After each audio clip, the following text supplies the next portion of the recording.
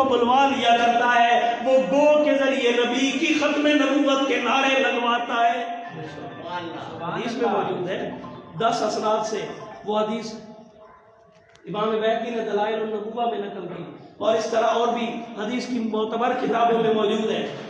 گو آیا تھا شکار کر کے، ایک آدمی گو لے کے آیا تھا نبی علیہ السلام کے سامنے، اور آ کے کہنے لگا جی میں نے سنا ہے آپ نبوت کا دعویٰ کرتے ہو، ہاں جی میں اللہ کا نبی ہوں۔ کہنے لگا میرے تھیلے میں کیا چیز ہے، اگر یہ آپ کی نبوت کا اقرار کر لے تو میں بھی آپ کی نبوت کو تسلیم کر لوں گا۔ معجزہ طلب، یہ میرے تھیلے میں موجود، یہ گو میں شکار کر کے لایا ہوں، اگر وہ کلمہ پڑھ کے آپ کی نبوت کا اقرار کر لے تو پھر میں بھی کلمہ پڑھ کے آپ کے حلقہ احباب میں آ جاؤں گا۔ نبی علیہ السلام نے دعا فرمائی، اللہ تعالیٰ نے اس گو کو بھی زبان عطا کی، نکل کے باہر کھڑی ہوئی اور آ کے کہتی ہے اشہد ان لا الہ الا اللہ واشہد ان محمدا عبدہ ورسولہ۔ نبی علیہ السلام نے پوچھ لیا گو سے، بتا میں کون ہوں، من انا، میں کون ہوں؟ گو کہتی ہے انت رسول اللہ و خاتم النبیین، آپ اللہ کے رسول بھی ہیں اور صرف رسول نہیں خاتم النبیین ہیں۔ بے شک بلوانے پہ آ جائے تو آگ کو بلوا لے، بلوانے پہ آ جائے تو گو سے باتیں کروا لے، ارے وہ تو کسی چیز کا محتاج نہیں، کیونکہ الملک وہ بادشاہ مطلق ہے، القدوس جو بڑا پاکیزہ ہے، العزیز بڑا زبردست ہے، اس کو کوئی چیلنج نہیں کر سکتا، اس کو کوئی کیوں نہیں کر سکتا۔ عزیز اس کو کہتے ہیں جس سے پوچھنے والا کوئی نہ ہو، العزیز الحکیم اور حکمتوں والا ہے۔ یہ اللہ اپنا تعارف کروا رہا تھا، تعارف کرواتے ہوئے اللہ تعالیٰ نے دوسری آیت میں اپنے نبی کی نبوت کا تذکرہ کیا، فرمایا هو الذی بعث فی الأمیین رسولا، وہ اللہ جس کا تعارف تم حاصل کر چکے ہو، جس اللہ کی پاکیاں بیان کرتی ہیں، آسمانوں کی مخلوقات، زمین کی مخلوقات، جو بادشاہ مطلق، جو عزیز ہے، جو حکیم ہے، وہ اللہ کون ہے؟ هو الذی بعث فی الأمیین رسولا، وہ اللہ ہے جس نے امی لوگ، ناخواندہ لوگ، ان پڑھ لوگ، جاہل لوگوں میں ایک عظیم الشان رسول بھیج دیا ہے۔ سبحان اللہ، سبحان اللہ۔ اس لیے میں نے تمہیدی طور پہ کہا تھا اللہ نے اس کائنات پوری کو بنایا ہے تو اپنے تعارف کرانے کے لیے۔ پوری کائنات کو اللہ نے 14 طبق کی کائنات کو بنایا تو اپنا تعارف کرانے کے لیے کہ میں کون ہوں، مجھے مانو، میں وحدہ لا شریک ہوں۔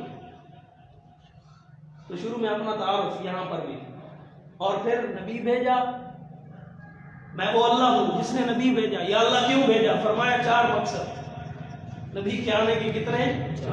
4 مقصد۔ ان مقاصد اربعہ کے لیے ہم نے نبی کو بھیجا ہے، اور نبی بھی معمولی نہیں، عظیم الشان نبی، خاتم النبیین، آخری پیغمبر جناب محمد رسول اللہ صلی اللہ تعالی علیہ وسلم، اس نبی کو ہم نے بھیجا ہے۔ سبحان اللہ۔ هو الذی بعث فی الأمیین رسولا، وہ اللہ ہے جس نے امی لوگوں میں عظیم الشان رسول بھیجا، منہم جو انہی میں سے ہے، انہی کے قبیلے سے تعلق رکھتا ہے۔ جس طرح تم کھاتے پیتے ہو، نبی بھی کھاتا پیتا ہے، تم نے شادیاں کی ہوئی ہیں، نبی نے بھی شادیاں کی ہوئی ہیں، جس طرح تمہارے آبا و اجداد، اس پیغمبر کے بھی آبا و اجداد، لیکن خیال کرنا اپنی طرح نہ سمجھنا، رسولاً وہ بڑا عظیم الشان رسول ہے۔ شان میں بڑا فرق ہے، مقام میں بڑا فرق ہے، درجے میں بڑا فرق ہے۔ تم تو عام انسان ہو، تمہاری تو اوقات ہی کوئی نہیں، اگر نبی بھی آ جائیں تو نبی بھی اس سے چھوٹے معلوم ہوتے۔ تم تو عام ہی انسان ہو۔ عظمت محمد مصطفیٰ، حضرت مولانا محمد اشرف علی صاحب، تم تو عام انسان ہو، تمہاری تو اس کے سامنے اوقات ہی کیا۔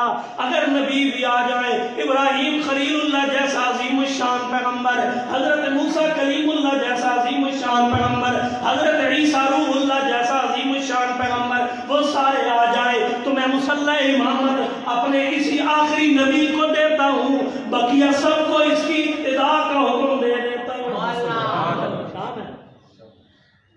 وہ تو کائنات کے حسن کا خلاصہ ہے محمد رسول اللہ صلی اللہ علیہ وسلم. معمولی نہیں، تمہاری طرح نہیں، یعنی شان میں تمہاری طرح نہیں، مقام میں تمہاری طرح نہیں. اس کے اوپر وہی آتی ہے، کبھی وہ خود اس کے پاس پہنچ جاتا ہے،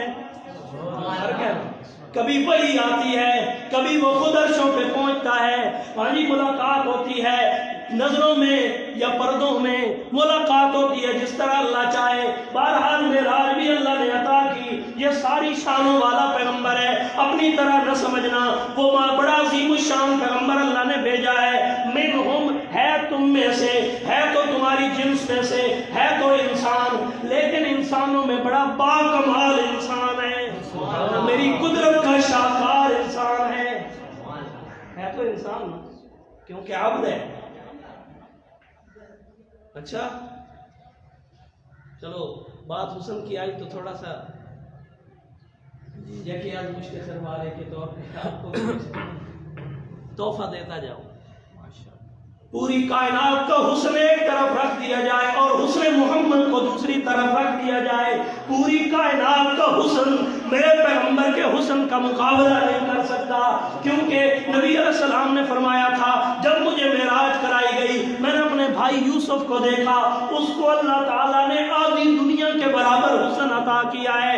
لیکن ام عائشہ صدیقہ رضی اللہ تعالیٰ عنہ فرماتی ہیں، جنہوں نے آدھی کائنات کے برابر حسن والے یوسف کو دیکھا تھا وہ تو اپنی انگلیاں کاٹ چکی تھیں. اگر وہ میرے پیغمبر کو دیکھ لیتی تو اپنے گلے ہی کٹوا لیتی، کیونکہ ان کو آدھی دنیا کے برابر حسن دیا گیا تھا. وہ اتنا حسین، اس کا حسن ہی ہوش ربا تھا. تو میرا پیغمبر، اس کو تو اللہ نے پوری کائنات سے بڑھ کر حسن عطا کیا. آدھی کائنات کیا ہوتی ہے، بلکہ میں تو نبی کے عشق میں ڈوب کے یہاں تک کہتا ہوں، سورج کی کرنوں میں وہ حسن نہیں جو امام الانبیاء کے رخسار میں حسن موجود ہے.